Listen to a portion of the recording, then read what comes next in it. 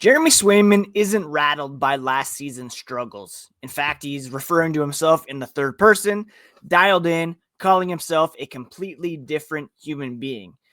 And he's going to have to be, unless he wants to fall into the same pattern the Bruins fans have had with their star goaltenders. You're Locked On Bruins, your daily podcast on the Boston Bruins. Part of the Locked On Podcast Network, your team every day.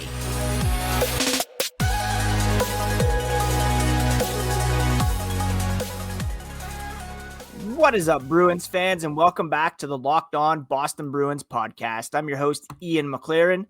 This is a daily show where we discuss all things Spoked B. Today is Friday, September 5th. Thank you so much for making Locked On Bruins your first listen every day. It's part of the Locked On Podcast Network, your team every day. And everydayers know the best way to keep up on the podcast is to subscribe on your favorite app and on YouTube. Each new episode automatically added to your feeds for you to download, listen, and enjoy. On today's show, we are discussing why Jeremy Swayman looks like a man on a mission at captain's practices heading into training camp. We'll also touch on why Bruins fans are divided on him and why that comes with the territory of being a goalie in Boston. Speaking of, our Bruin of the day is going to be Tuukka Rask. A reminder that even the best goalies in franchise history have their critics. Before we get into all that, a quick reminder, you can find the podcast on social media at Locked NHL Bruins. That's on Blue Sky, X, Threads, TikTok, Instagram. You can find me, my hockey thoughts, and dad jokes at Ian C. McLaren. I'm a lifelong Boston Bruins fan, and I've been covering this team and the NHL at large for various outlets for the past 20 years. All right, let's begin with Jeremy Swayman locked in and ready to reascend as the Bruins' number one goaltender. He's been participating in the captain's practices this week, and the vibes right now compared to last year, completely different, right? 1 year ago, things looked very murky in terms of Jeremy Swayman's future with the Boston Bruins. He was embroiled in a contract standoff that dragged all the way into October. He missed training camp. There was that infamous press conference. Cam Neely said he had 64 million reasons to be in training camp. There was him publicly stating he wanted to kind of help reset the goalie market. Finally, he signed an 8-year, $66 million deal just a couple days before the season opener, and he was forced to sit out that season opener. A loss in hindsight that kind of set the tone for the Bruins season, just a drubbing by the Florida Panthers. And the whole thing left both him, the team, and fans' perceptions of Jeremy Swayman kind of on rocky footing. Fast forward to this week at Warrior Ice Arena, and the tone could not be more different.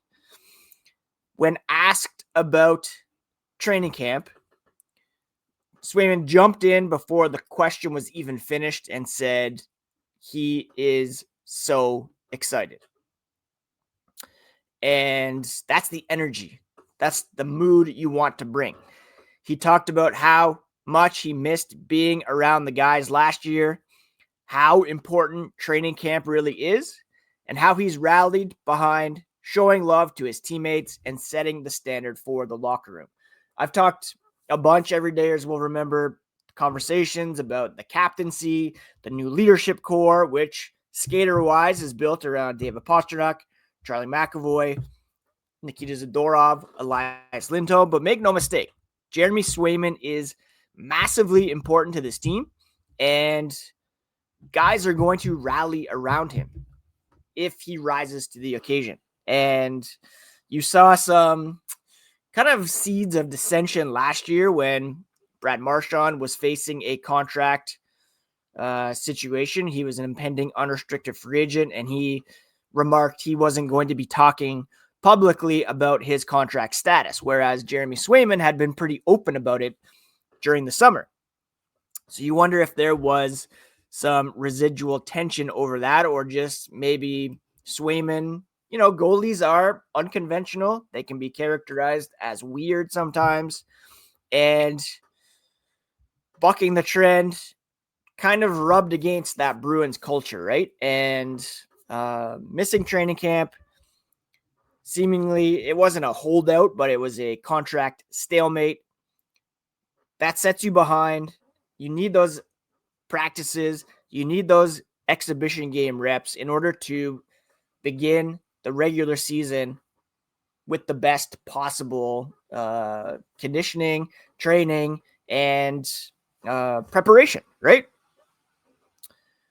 This summer for him was a full reset, physically and mentally. He absolutely dominated at the World Championships, showing us the kind of elite level play that he posted in the 2024 Stanley Cup playoffs, leading the NHL in save percentage in the first two rounds, a win over Toronto Maple Leafs, and a 6-game loss to the Florida Panthers. Don't forget, he was the clear starter then over Linus Ullmark. Yes, it's not like best on best at the World Championship, but going 7-0 with a 1.69 goals against average, 921 save percentage, a shutout in the gold medal game for Team USA. He called it a playoff-like environment that allowed him to rediscover his game and also allowed him to rediscover kind of his joy for the game as well. It's easy to lose joy for the game when you are being criticized, booed, and not playing very well at all. And then came the quote that Bruins fans are going to remember. He said, "Sitting here, Jeremy Swayman is in a great spot. I'm a completely different human being." He literally referred to himself in the third person. And you can hear the confidence dripping from it. He admitted he's changed everything about his approach this summer, setting what he called a self-culture of being elite and hoping that energy bleeds into the room. Yeah, yes. Talking about yourself in the third person can rub people the wrong way. It could be confidence or it could be kind of arrogance. And let's be honest, his numbers last season don't really scream confidence. A lot of Bruins fans have rightly lost a bit of confidence in Jeremy Swayman. 311 goals against average, 892 save percentage, by far the worst numbers of his career, with the team finishing last in the East. But now he's coming in with a clean slate, ready to prove he can be the franchise guy. Look, Linus Ullmark was traded to Ottawa because both Swayman and Ullmark wanted to be the man in net. They both now have twin $8.5 million AAVs, the de facto starters in Boston and Ottawa being a team that the Bruins are going to have to pass in order to claim a playoff spot. The Bruins need, you can call it arrogance, but the Bruins need Swayman to be oozing confidence heading into this season, because if they have any shot of redemption over repetition, then he has to be at his very best. And it's not all on him, his poor performance last year. There were injuries on the blue line. The penalty kill was pathetic. Their power play was ineffective. Like, there were many reasons why Jeremy Swayman did not succeed last season. Yes, a big part of it is missing training camp, not having a contract signed, not being ready for the start of the regular season. That's partly on him, partly on the organization for not getting him signed the day Linus Ullmark was traded. But part of it was also circumstantial. At the end of the day, though, Swayman has his skeptics, and part of that comes down to the unique pressure of being a goalie in Boston, and we will discuss that here as the podcast continues. The NFL season arrived last night in exciting fashion. The Super Bowl champion Philadelphia Eagles winning their season opener. And of course, Sunday is the big day where FanDuel is making sure you're ready for kickoff with can't miss offer. Right now, new customers can bet just $5, and if that bet wins, you'll get $300 in bonus bets to use across the app.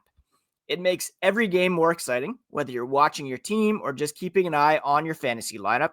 It's quick, it's easy, and the best way to add a little more energy to your Sundays. So, and Monday night, I should add. Are you ready to play? Download the FanDuel app now by visiting FanDuel.com to get started. That's FanDuel.com to place your first $5 bet. If it hits, you'll get $300 in bonus bets to use across the FanDuel app.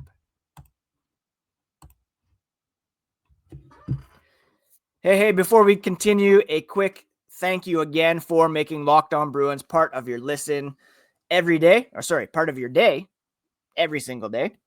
I'm so excited for this new season.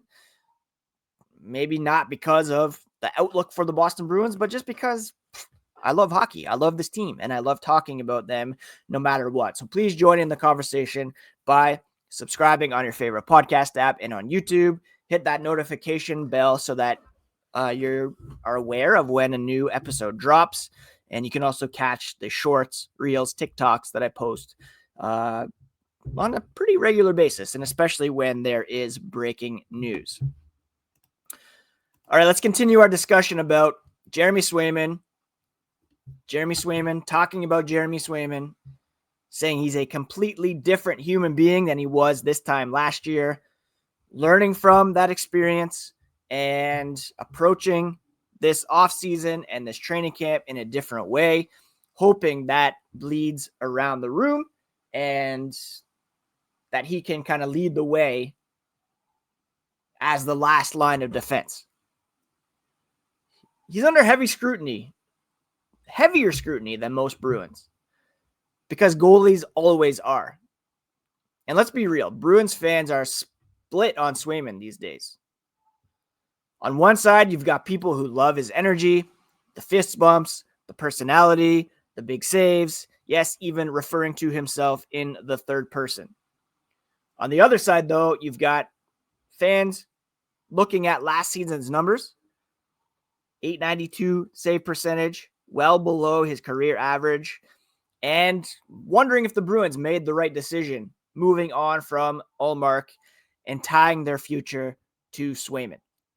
I would still suggest that was the right thing. He's younger, more runway, less miles, and has proven that he can be an elite level goaltender at pressure situations in the postseason, at the World Championships. This is what happens with goaltenders, though. They are lightning rods for criticism, especially in Boston. You know, a winger can have an off night. It barely registers unless, it's David Pastrnak, but defenseman can get beat on a rush. People kind of move on. But if a goalie lets in a softie, it's a trending topic before the next faceoff. Every mistake is magnified. Every slump becomes a referendum on whether he is the guy. And that's just, the magnification of that goaltender position.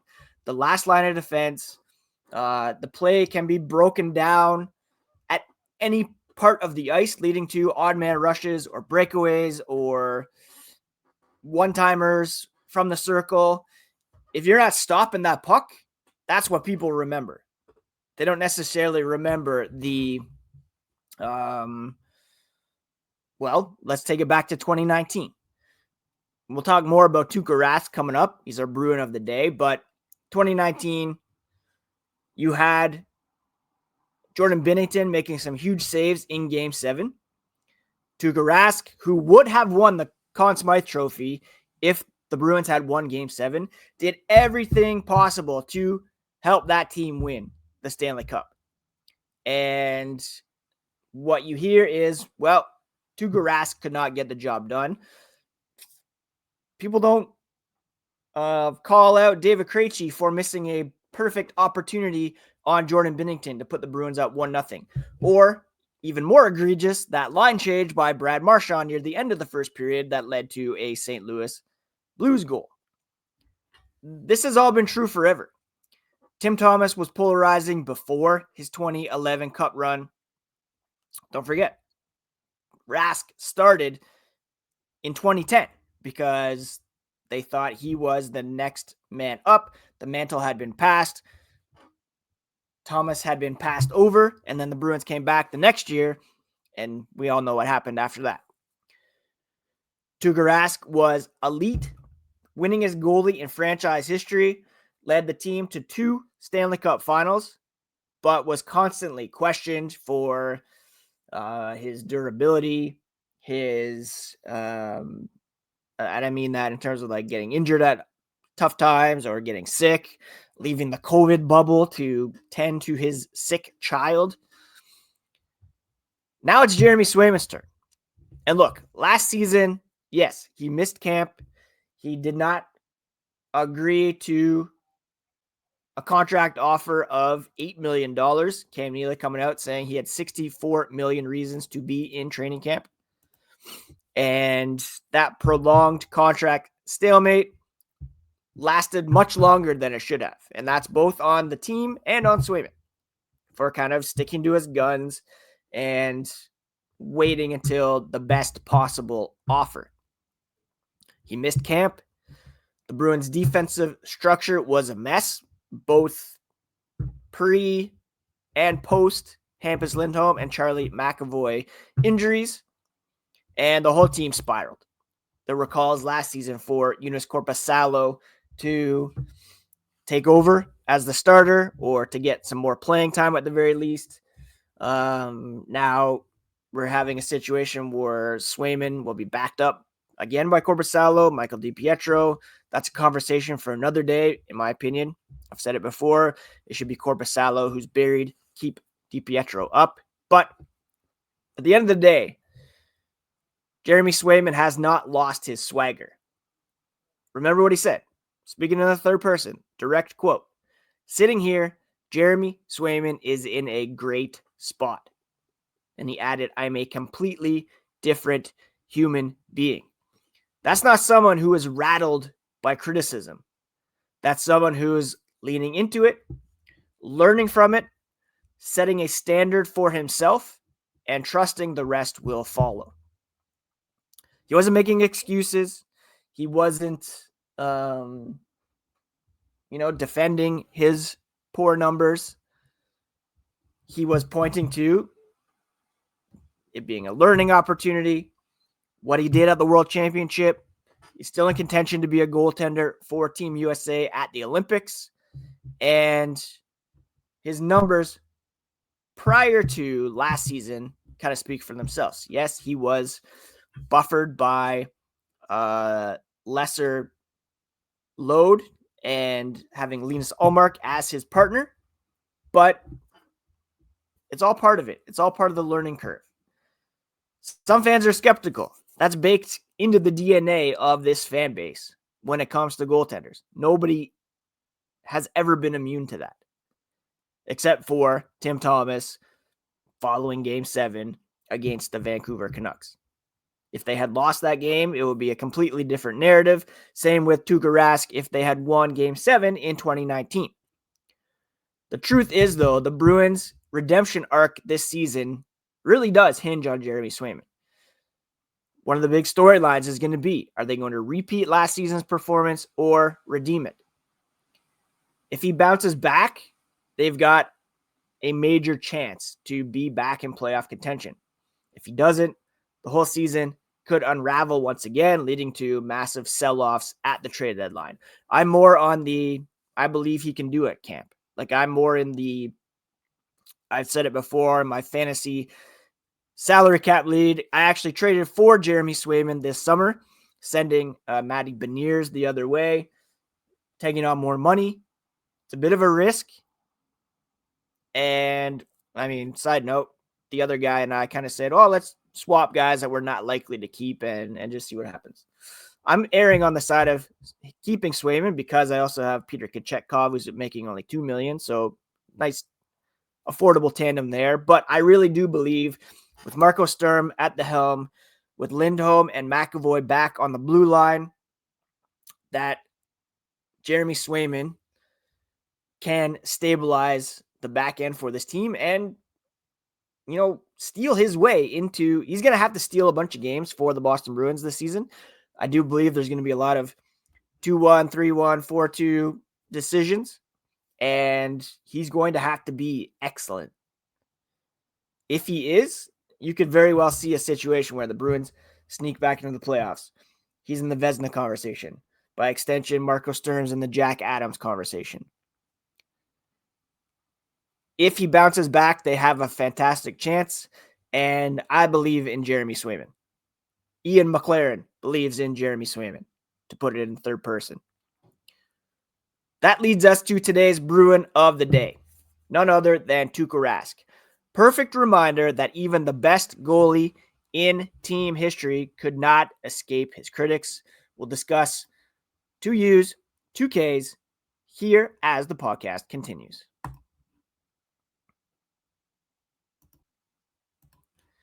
Most people can't name all their financial accounts or even what they're worth, whether it's 401ks, properties, investments.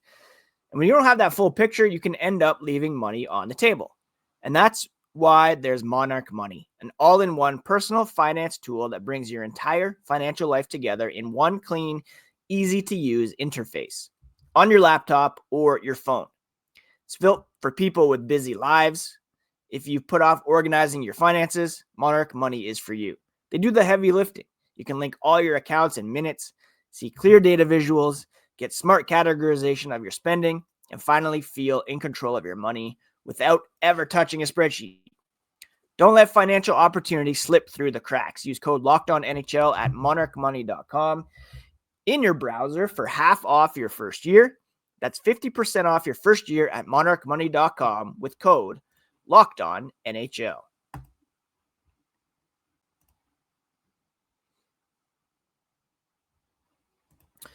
It is time to name today's Bruin of the Day, a new segment I'm introducing this season on the Locked On Boston Bruins podcast. And let's be honest, even the best goalie in team history had his critics, proving Jeremy Swayman's scrutiny is nothing new in Boston. And with that knowledge, you can kind of tune it out, because when you talk about goalies facing criticism in Boston, there's no better recent-ish example than Tuukka Rask. Statistically, the greatest goalie in franchise history. All-time leader in wins, Vezina Trophy winner. He does have a Stanley Cup ring as Tim Thomas's backup in 2011. The guy who carried the team to 2 more final appearances in 2013 and 2019. Career save percentage of .921, one of the best of his generation. He's a guy who should have his number retired, should be in the Hall of Fame. And yet throughout his career, Bruins fans were divided. Some saw him as a steady, technically brilliant backbone of the team. Others said he wasn't clutch, he didn't steal games, or they held the bubble opt-out against him, or that one time he was ill, final game of the season, whatever. He was constantly compared to Thomas, who had that fiery, unpredictable style, and in some eyes, he just never measured up. Again, both guys, Game 7, Stanley Cup final, one guy won, one guy lost, even though it's a whole team effort, and Thomas put more on a pedestal than Tuukka Rask, even though Rask ended up with the most wins in franchise history and had that longevity. The reality is Rask was elite. But in Boston, being elite doesn't shield you from criticism, right? That's exactly the pile of poop steaming on fire, bag of poop on the old man's porch that Billy Madison lit, that Jeremy Swayman is stepping into. He could put up great numbers. He could backstop his team to the playoffs, and there will still be debate. You look at last season's numbers, which were just trash poor, but you look back in 2024, when the Bruins really had no business being as competitive as they were, beating the Toronto Maple Leafs. Yes, they had some injury issues, but still, he was fantastic. And he's got a bigger sample size of positive play compared to last season, where so much went wrong for the Bruins, not just Jeremy Swayman. This wasn't a case of everybody is optimized, the lineup is optimized, and you had Jeremy Swayman letting in some softies. Yes, he did, but the whole team kind of fell apart last year. The difference is now Swayman seems to be embracing it. His quote about being a completely different human being shows he's not shying away from those struggles last year. He's leaning in, creating what he called a culture of being elite and daring his teammates to follow and the fan base to believe in him. So today's Bruin of the day, Tuukka Rask, reminds us that even the greatest aren't immune from criticism in this fan base. I have always been a Tuukka Rask supporter, and you talk about 2013, 2019, Bruins aren't even close to the final without Tuukka Rask. And while David Krejci probably would have been in the Conn Smythe if they had beaten Chicago, there's no question Rask would have added a Stanley Cup and a Conn Smythe to his resume if the Bruins had won Game 7. There were some serious miscues, missed opportunities in that one. But for me, he's an all-timer, should be a Hall of Famer, and a lot of the criticism poured on him was incredibly unwarranted. Swayman's challenge now is to block out the noise and prove he can lead the Bruins, if not back to redemption, then at least back to relevance. All right, that's all for today's episode of Locked On Boston Bruins. Coming up next week, we are going to take a look at some of the more big storylines heading into the season and also bring you all the latest on the black and gold. So make sure you're following the show on your favorite podcast app, on YouTube, on social media at Locked NHL Bruins. Find me at Ian McLaren. Locked On Boston Bruins is part of the Locked On Podcast Network, your team every day, as is the Locked On NHL podcast, where you can find daily league-wide stories that matter most with local coverage you love from Locked On. Find Locked On NHL on YouTube or wherever you listen to podcasts. Please do take care of yourselves, friends. Take care of each other. Have a fantastic weekend. I might go to a very low-end wrestling show in a baseball diamond at a small town fair tonight. Also have a 3-pitch tournament tomorrow. And keeping it real over here. I hope you have a great weekend, that you've had a great week. For those of you back to school or who have kids going back to school, I hope it was a positive transition.